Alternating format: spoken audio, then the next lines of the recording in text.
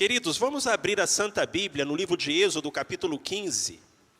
E agora você vai ver se tem alguém perto de você sem a Bíblia, chegar pertinho dele, pertinho dela, oferecer o seu exemplar da Escritura, abençoar o seu vizinho e exercitar o dom da hospitalidade. Acabando com a amargura da vida. Este é o nosso tema. Acabando com a amargura da vida. E o nosso texto, Êxodo, capítulo 15, versículos 22 a 27. Por favor, mesmo assentado como você se acha, acompanhe a leitura da Escritura Sagrada. Depois Moisés fez partir a Israel do Mar Vermelho e saíram para o deserto de Sur. Caminharam 3 dias no deserto e não acharam água. E chegaram a Mara, mas não podiam beber as suas águas porque eram amargas. Por isso chamou-se o lugar Mara.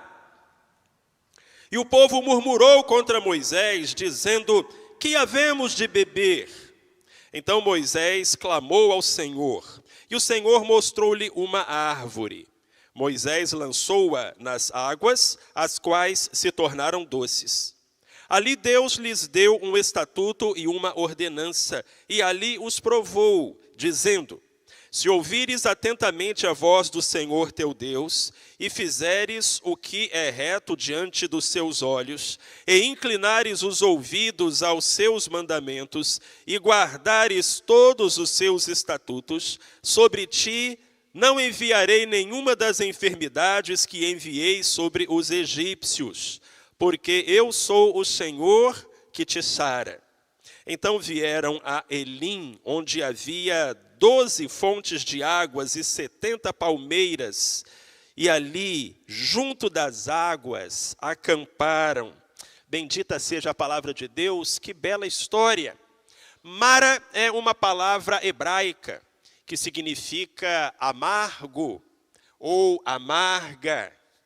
Mara era o nome de um poço que os israelitas encontraram no deserto, quando, tendo deixado o Egito, seguiam em direção à terra prometida.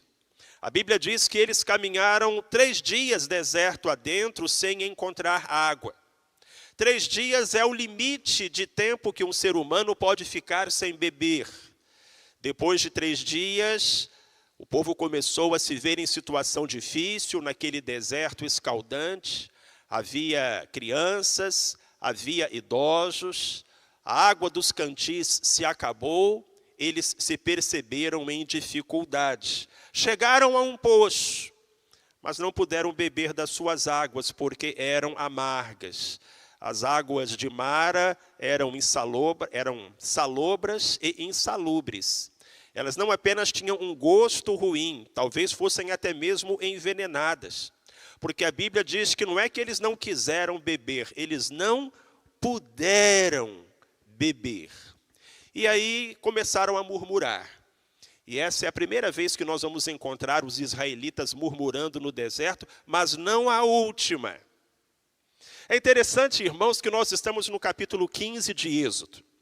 E o capítulo 15, do verso 1 até o verso 21, é um cântico, é uma celebração, é folguedo. Os israelitas atravessaram o Mar Vermelho, o exército de Faraó se afogou, Miriam está tocando o seu tamborim, as mulheres de Israel estão dançando, Moisés compõe um hino, e é cântico e é louvor até o verso 21. Mas então chega o verso 22. E 3 dias de provação são suficientes para transformar a celebração em murmuração. Que coisa! 3 dias antes, aquele povo estava celebrando e glorificando a Deus com alegria. Mas agora eles murmuravam. Em Mara, os homens e mulheres de Israel se tornaram amargos, porque a vida tinha se tornado amarga. Os irmãos percebem isso? Foi um processo de fora para dentro. Eles chegaram ao início da sua jornada com alegria, mas as circunstâncias foram contrárias. E o amargor das águas e o amargor da vida penetrou em seus corações e deixou aqueles homens e mulheres amargurados. E eles agora reclamavam da vida e murmuravam. Há muitas pessoas amargas, há muitas pessoas amarguradas. E o processo é muito parecido, porque, queridos, eu lhes digo, ninguém nasce amargo. Quando você encontra uma pessoa fechada, triste, deprimida, angustiada, revoltada, agressiva, você pode saber que, poucos anos atrás, ela estava brincando de amarelinha e de pique, e de bolinha de gude, e correndo atrás de pipa, e dando gargalhada, porque ninguém nasce amargo. É a vida que amargura a gente. Como?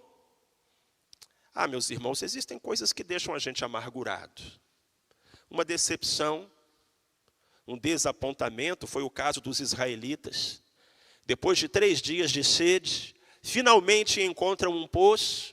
Agora, então, eles pensam, estamos salvos, e ao se aproximarem daquele poço, descobrem águas amargas, e aí eles ficaram amargos por conta da decepção, do desapontamento.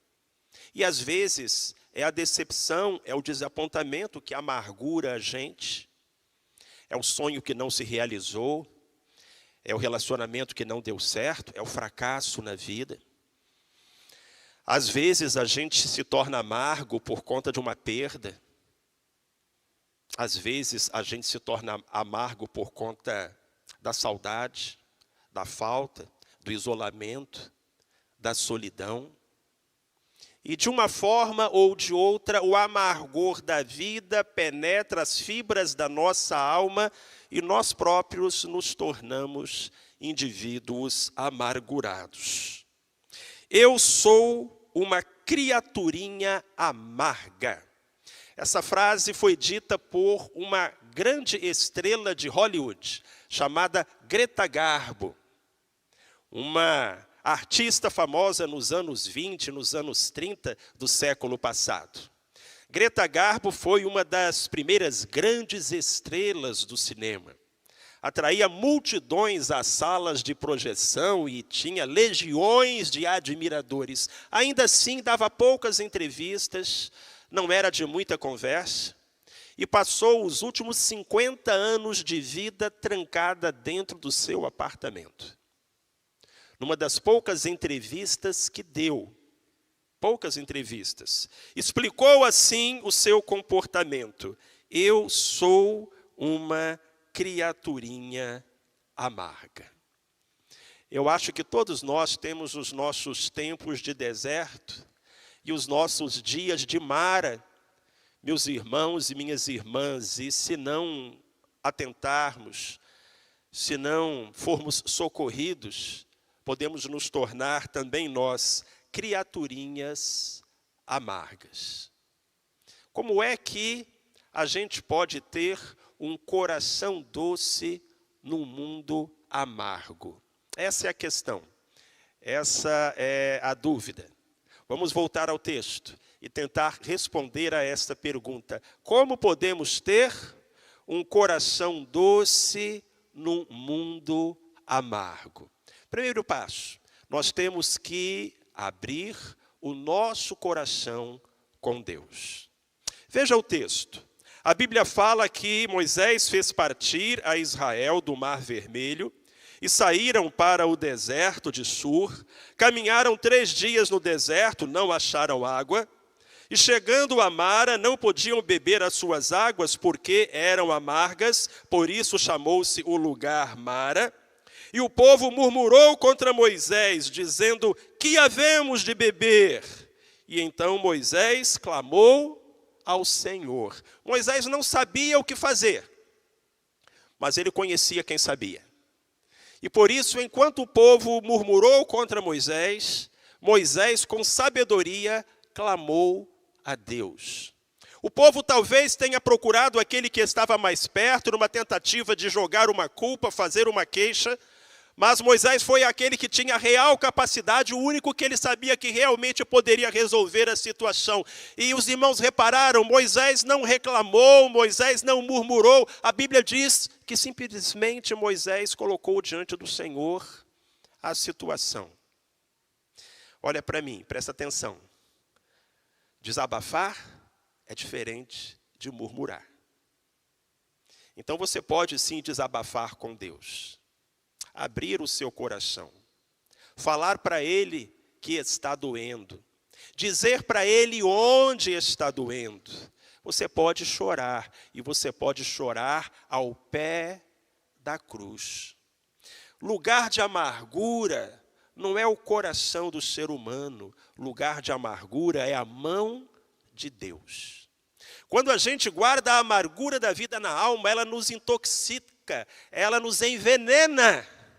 Mas quando nós colocamos a amargura nas mãos do Senhor e falamos para Ele daquilo que está nos ferindo, nos machucando, nos envenenando, nós estamos colocando o problema nas mãos daquele que tem poder para resolvê-lo. Você não tem que ser um super-homem ou uma super-mulher. Você pode rasgar o seu coração, derramar a sua alma e chorar aos pés do Senhor e colocar para Deus aquilo que entristece ou frustra a sua caminhada. Segundo passo, você precisa abrir o seu coração para Jesus. E isso nos leva a um detalhe muito importante desta passagem. A Bíblia fala que quando Moisés clamou a Deus, Deus mostrou a Moisés uma árvore. Moisés pegou essa árvore, jogou-a e as águas se tornaram doces. O que estava acontecendo ali? Deus não estava mostrando a Moisés nenhuma árvore com poderes medicinais. Os botânicos, os historiadores e os próprios beduínos que habitam o deserto do Sinai são unânimes em afirmar que não existe naquela parte do mundo nenhuma planta, nenhuma árvore com poderes medicinais para fazer isso que está escrito aqui no texto. Então o que aconteceu ali foi um verdadeiro milagre. E aquela árvore que Moisés lançou na água não tinha nela mesma, não tinha em si poderes curativos. Então por que Deus disse a Moisés, Moisés, pega essa árvore e lança nas águas? A maioria dos estudiosos da Bíblia acreditam que aquela árvore era um símbolo.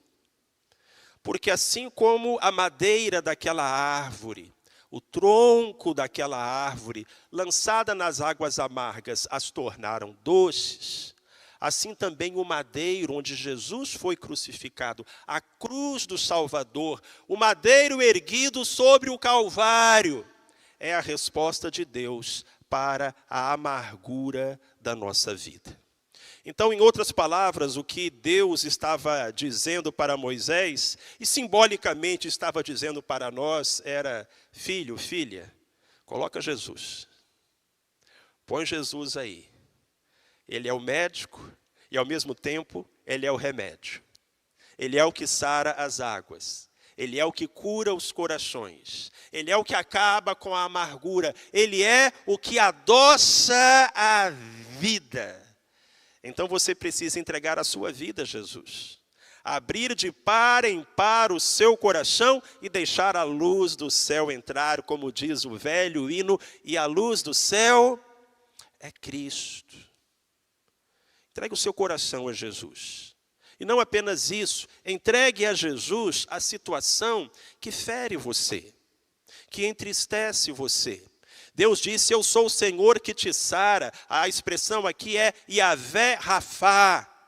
O Deus que sara, o Deus que cura. Jesus é o médico dos médicos, Ele é aquele que fez o coxo andar, o cego ver, o surdo ouvir, o mudo falar. Ele é aquele que pode curar a sua alma, curar as águas da sua história, devolver a alegria, colocar um sorriso no seu rosto e paz no seu coração. Mas você precisa pegar esta árvore, este madeiro, esta cruz e levar ao centro da sua vida. Filho, filha, você precisa levar aonde dói. Quando uma criança se machuca, vai chorando em direção à mãe, e a mãe fala assim, deixa eu ver. O que a criança faz? Não. Não é assim? Porque a criança tem medo de que o toque da mãe possa aumentar a dor ao invés de diminuir. E às vezes a gente faz exatamente isso com Jesus Cristo. Ele se aproxima de nós, ele é o médico dos médicos, ele é Yahvé Rafá, ele é o Deus que nos sara, ele é este madeiro que, lançado às águas amargas da vida, as torna doces. E ele se aproxima e diz, filho, filha, me mostra onde está doendo. E a gente diz, não. A gente quer que Deus toque em qualquer parte da nossa vida, menos ali, onde Ele precisa tocar. Eu me lembro de uma música antiga, que tocava na rádio, e a letra falava assim, deixa em paz meu coração, que ele é um pote até aqui de mágoa, e qualquer desatenção, faça não, pode ser a gota d'água. Vocês sabem que às vezes é isso que as pessoas falam para Jesus? Ele se aproxima, ele quer salvar, ele quer transformar, ele quer abençoar. E a gente com medo, já tão traumatizado, machucado, ferido, já tão escolado por esperanças que não deram certo, diz para Cristo, deixa em paz meu coração. Não mexa na minha história. Não ressuscite as minhas esperanças. Eu sou um pote até aqui de mágoa, de amargura. Mas onde você menos quer que Jesus toque, é onde Jesus mais precisa tocar. Então, entregue o seu coração a Jesus. E uma terceira e última dica. Abra o seu coração para a vida, meu querido, minha querida. Porque com Jesus, a vida vale a pena. A história termina falando que as águas de Mara se tornaram doces, e aí o povo de Israel pôde beber, mas o texto fala que as coisas seguiram adiante, e que então os filhos de Israel, versículo 27, vieram a Elim, onde havia 12 fontes de água e 70 palmeiras, e ali, junto das águas, acamparam. Geralmente, irmãos, normalmente, a última frase da história é a mais importante. E aqui não é diferente. A última frase da história é muito importante. Diz que eles chegaram, eles beberam lá as águas de Mara, que antes eram amargas e tornaram-se doces, e eles foram adiante e chegaram a um lugar chamado Elim. E em Elim havia 12 fontes e 70 palmeiras. Fala sério, irmãos, isso não é um oásis, isso é um parque aquático. Imagina só, nesse calorão, atravessando o deserto, e você chega num lugar onde há 12 fontes, 70 palmeiras. Aí a Bíblia termina a história dizendo o seguinte, eles chegaram ali em Elim, onde havia 12 fontes de água e 70 palmeiras, e ali, junto das águas, acamparam. E o detalhe que eu falo que está no finzinho da história é esse. Eles não acamparam em Mara, eles acamparam em Elim. Sabe qual é o seu problema? É que você está acampado em Mara. Você chegou num momento da sua vida difícil, de amargura. As coisas não deram certo, você decepcionou. E você parou, estacionou. Você acampou em Mara.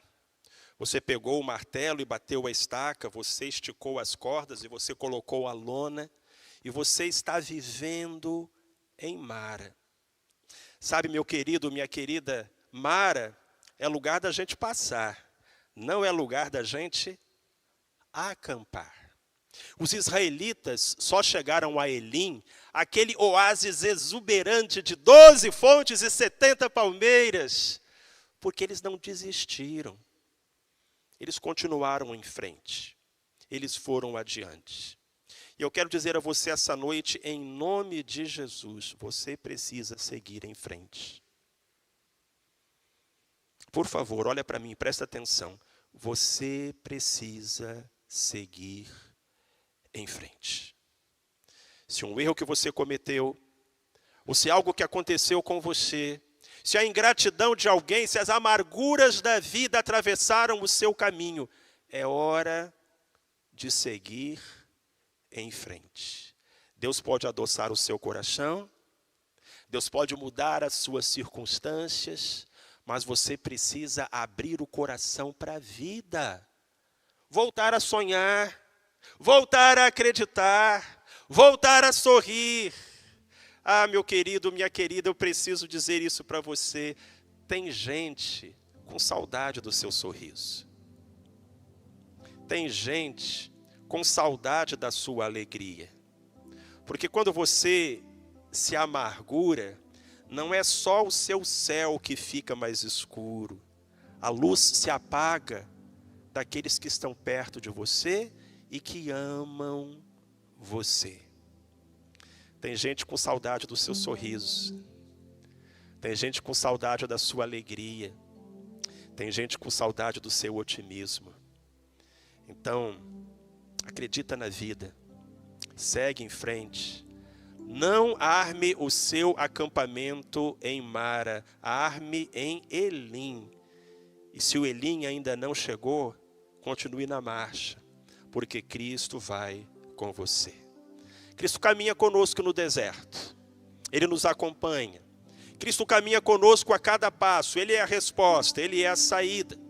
Nós podemos confiar no Senhor. Ele faz com que fontes se abram nos desertos, com que caminhos se abram onde nada parece ser possível. Este é o nosso Deus, este é o nosso Cristo. E Ele está aqui e quer abençoar você.